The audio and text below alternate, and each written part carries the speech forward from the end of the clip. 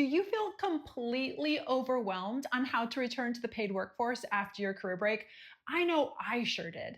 And it wasn't until I broke down what seemed like an overwhelming task into bite sized chunks that I finally felt in control and started making progress on my job search journey.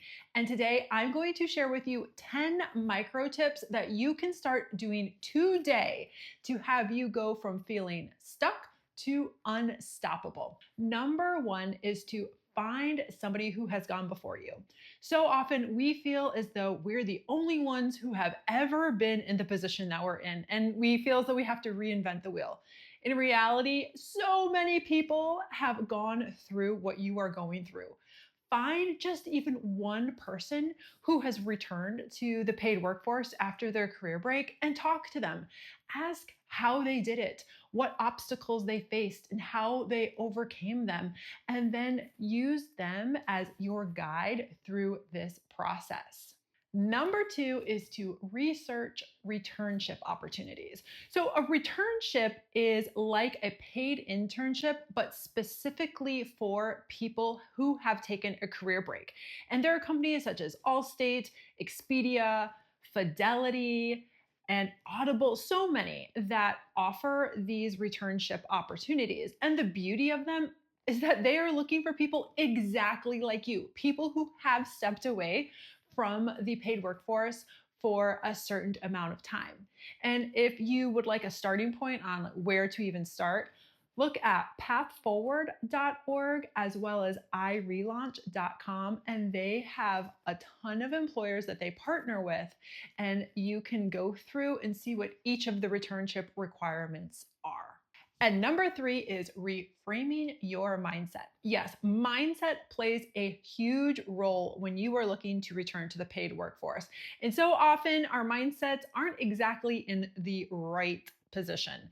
So if you're thinking, you know what, I don't even know how to return to the paid workforce, instead reframe, I don't know how to, how do I figure out how to return to the paid workforce? Or if you're thinking, I can't do this, say, how can I do this? Just flipping a few words will put you in the mindset from, I don't know how to do this, I'm going to give up, to, okay, everything is figure outable. And number four is to volunteer in a capacity that will get you closer to the ultimate goal that you have of working in the paid workforce. So what I mean by this is if you have a skill that you're looking to develop or one that you are looking to hone, find a volunteer opportunity where you can use those skills. Or if you're interested in an industry that you haven't previously worked in and you're maybe interested in returning to, look for opportunities to volunteer at those specific companies. When you are strategic with your volunteering, you are taking control back into your hands in regards to the experience that you are bringing to the table when you do apply for positions, as well as creating connections. And remember, when you volunteer, that is work. So make sure to highlight that on your resume. Number five is to create mini goals. When we look at a task as one huge undertaking, we just naturally pull back, feel overwhelmed, and say, oh, I'll deal with this another day. But if you're able to take what seems like a big task and break those into smaller objectives, it is going to feel so much more doable. So whether that is once a day, you have an objective that you would like to cross off, do it that way, or weekly or monthly, whatever works for you. Break down the big into the small and have clear goals for what you are going to do, to achieve that objective. And you know what, if you are looking for a checklist, say perhaps, of things that you can do to make sure that your job search is headed in the right direction, just comment checklist below and I will make sure to send you over my ultimate job search checklist. Let's get back to it. And number six is to write yourself a thank you letter. I want you to put yourself in the position of future you. Think about yourself a year from now or 2 years from now when you are in a role that you enjoy. I want you to write yourself a thank you letter to the current you saying, thank you for taking these steps. I really enjoy the role. Thank you for doing XYZ to get me, us here. It's something I like to do just because it holds me accountable to myself. And when I put it in writing, I'm like, I can't let down my future self. So while it sounds a little weird, give it a try. Number 7 is to take free or low cost classes.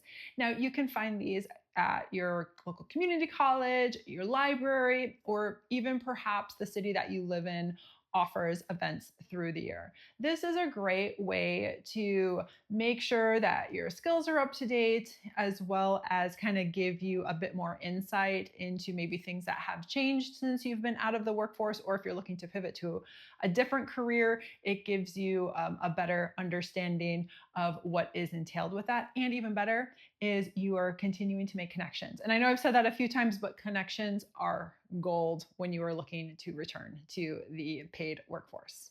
And number 8 is actually a little bit tied to number 7, and that's to join professional organizations. If there's an industry that you're interested in, whether you've worked in it or you are looking to work in it, this will be a wonderful opportunity for you to truly learn and grow.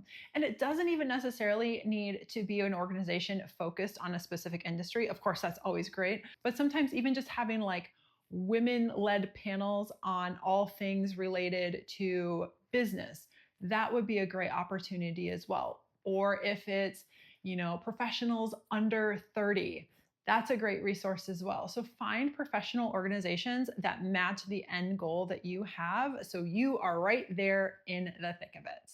And number 9 is to create a list of things you want out of your next position. It's easy to say, well, I just want a job, or I just want to return to the paid workforce. But you are going to be putting a lot of effort forth on your job search journey. So be honest with yourself about what you are going towards.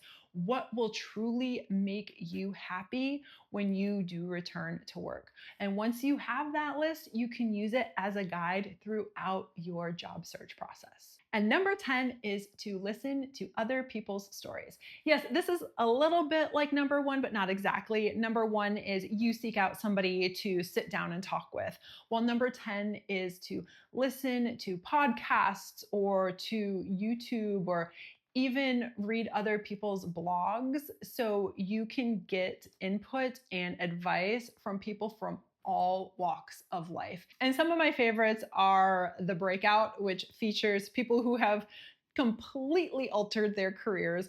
One man went from a lawyer to a professional clown.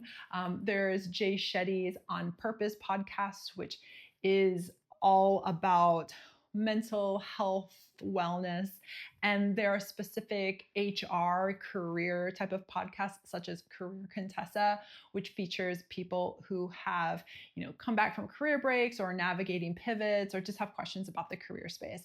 All of these offer you the opportunity to learn from people you might not otherwise have had the chance to learn from.